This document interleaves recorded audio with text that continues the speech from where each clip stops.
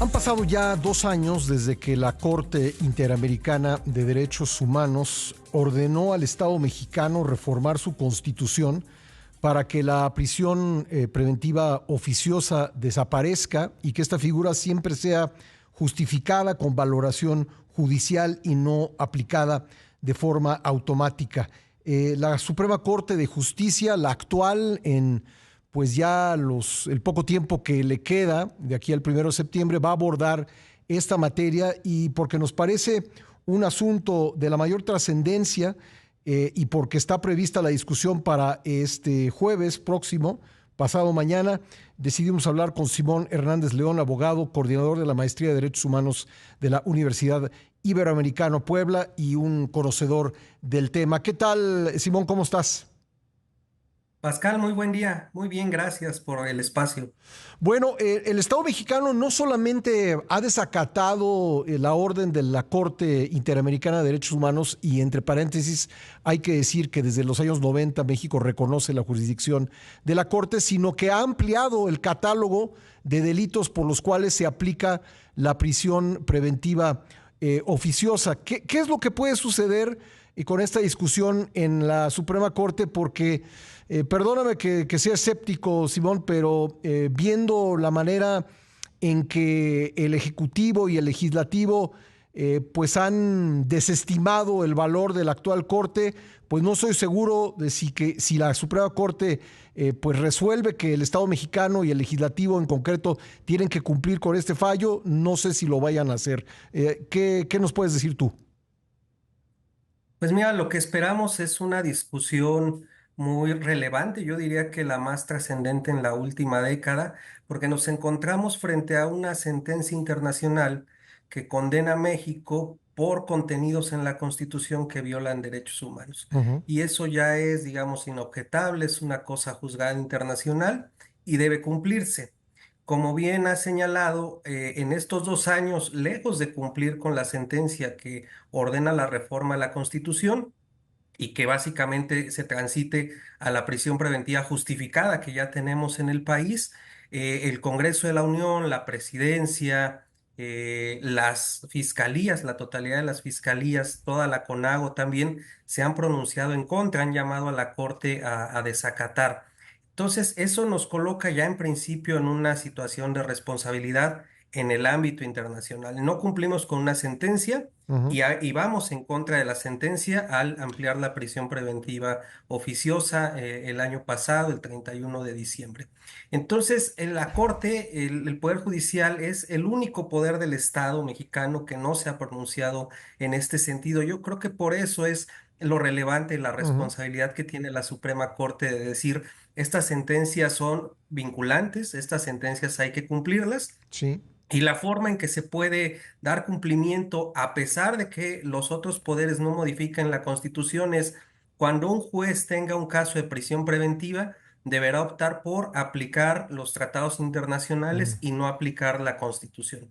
Esto no significa que la Corte está invalidando la Constitución, simplemente que está teniendo una propuesta de interpretación de la fuente de derechos que es más protectora de los derechos de las personas Ujú. y que así pueda dar un mensaje a la Corte Interamericana de que se está cumpliendo. Y para nosotros es importante que lo haga la actual Corte, la actual integración, porque vemos con preocupación pues que los perfiles y todo lo que se ha dicho de afinidad hacia el oficialismo, es muy probable, y así lo ha propuesto la Consejería Jurídica de la Presidencia, que este asunto se posponga y se vaya a la nueva Corte. Y si se va a la nueva integración, es muy probable que el criterio sea político, no Ujú. sea jurídico, no sea de derechos humanos, y sea más de alinearse a la postura del partido oficialista actualmente.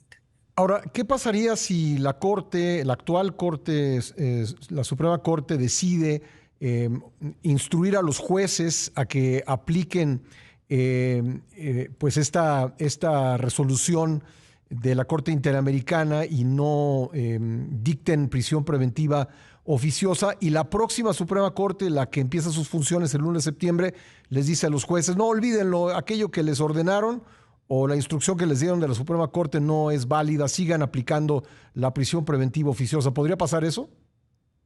Sí, yo creo que puede pasar, es un escenario probable, aunque hay un principio de inmutabilidad de las decisiones judiciales.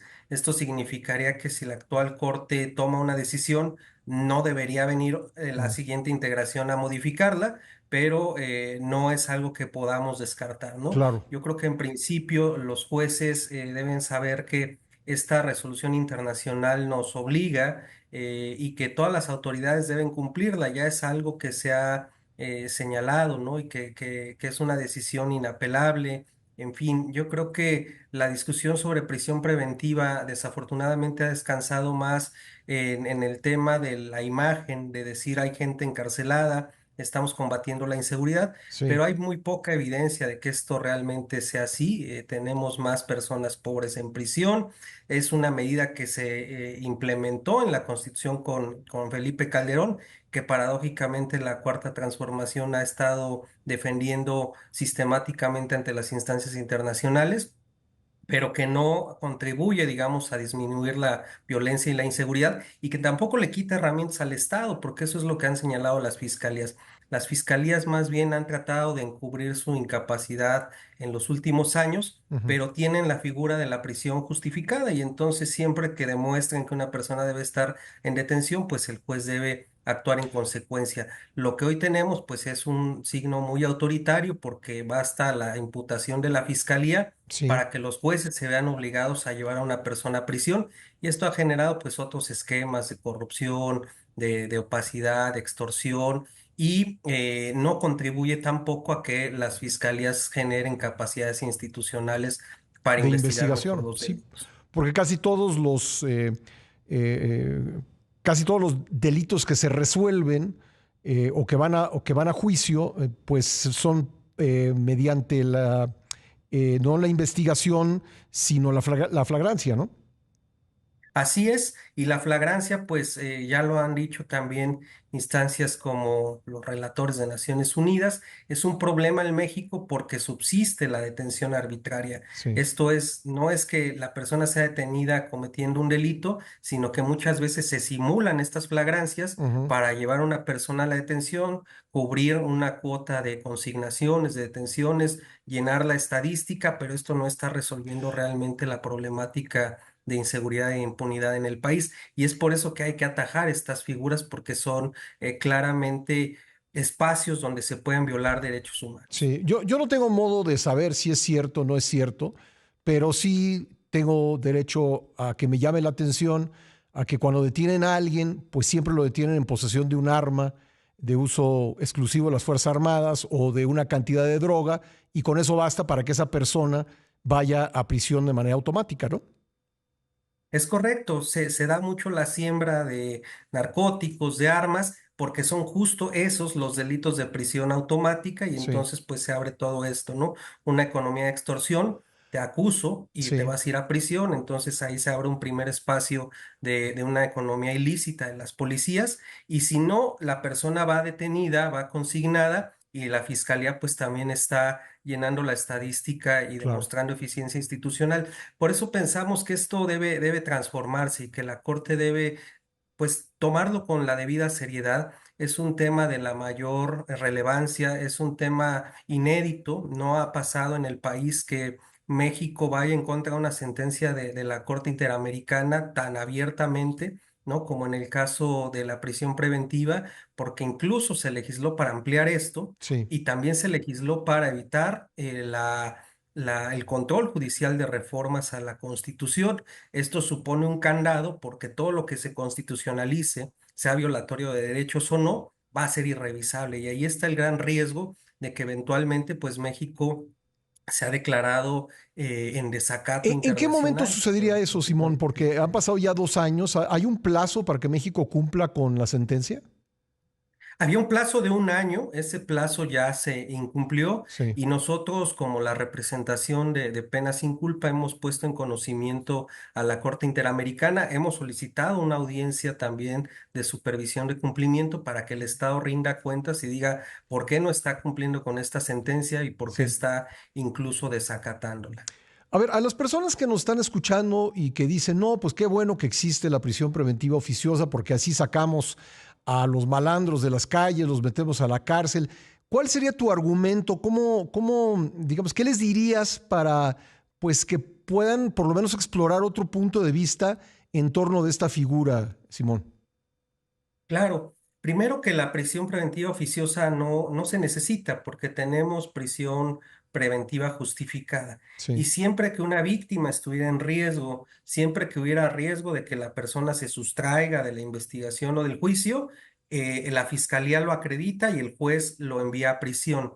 Entonces, la figura no es necesaria en realidad porque sí tenemos una figura Ujú. que permite, frente a un riesgo acreditado, que una persona permanezca en prisión. Eso lo puede Y decidir el lo otro juez. que tenemos es el gran riesgo de que cualquier ciudadano, sobre todo ciudadanos de bajos recursos, de escasa escolaridad, Ujú. pues sean víctimas de detenciones arbitrarias. Puede ser un Sí. familiar, un conocido, un vecino que no esté haciendo nada y que sea detenido en la calle, imputado por uno de estos delitos que están señalados en la Constitución, y por eso solo hecho va a estar durante toda la investigación y todo el juicio en prisión. Sí. Y eso es lo preocupante, ¿no? Que una persona puede pasar 2 años, 5 años. Israel Vallarta va a cumplir 20 años en prisión sin sentencia, y como él hay muchos otros casos de personas que están por muchísimos años en Sí. prisión sin una sentencia, siendo inocentes porque esta figura en la Constitución lo posibilita. Y yo a lo que muy bien has planteado agregaría, porque le puede pasar a cualquiera, ¿no? A cualquiera que nos está Sin duda. escuchando, le pueden sembrar un arma, le pueden sembrar droga y entonces se va a prisión de manera oficiosa. Entonces yo creo que esa consideración la tenemos que tener también, ¿no?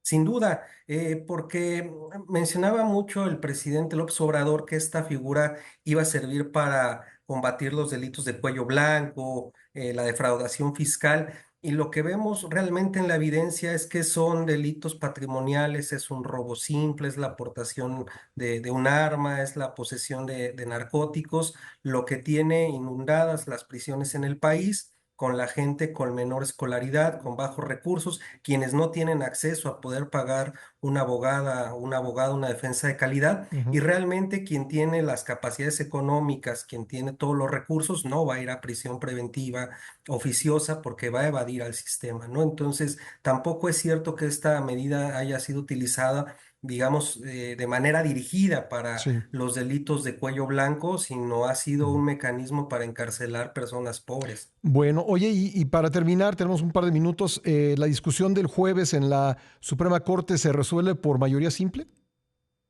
Sí, así es. Nosotros consideramos que al ser un cumplimiento de sentencia internacional y que no se trata de la declaración general de inconstitucionalidad, basta una votación de 6 votos, una mayoría simple, Sí. para que la Corte adopte una posición, y que esto ayude también a un criterio muy ya de una década que tiene la Suprema Corte, que se dio en otra conformación, que estableció que siempre que hubiera una restricción en la Constitución, debía prevalecer sobre Mm. los tratados de derechos humanos, sobre las sentencias internacionales.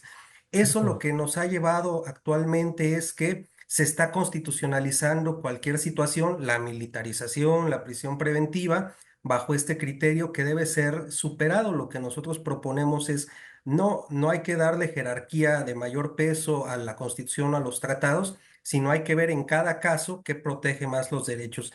Y si en este caso son un Ujú. tratado y una sentencia internacional, pues el juez puede aplicar esta disposición Sí. sin que invalide la Constitución, subsisten las dos fuentes jurídicas y entonces tenemos una resolución de un conflicto sin que se haga una declaratoria de inconstitucionalidad. Bien, en unos segundos, Simón, si eres tan amable, ¿qué pasa si quedan 5-5? Porque son 10 los ministros de la Corte en este momento. ¿Qué sucedería en ese escenario? Eso sería problemático. Me parece que hay una disposición en el reglamento de la Corte que establece el voto de calidad para ministro, ministra decano, la que sea la persona de mayor antigüedad, y ese sería el criterio de desempate. Bueno, pues estaremos atentos a la discusión el próximo jueves y te agradezco mucho que nos hayas acompañado para hablar de este tema. Muchas gracias por el espacio, Pascal. Gracias, Simón Hernández León, abogado, coordinador de la Maestría de Derechos Humanos de la Universidad Iberoamericana Puebla.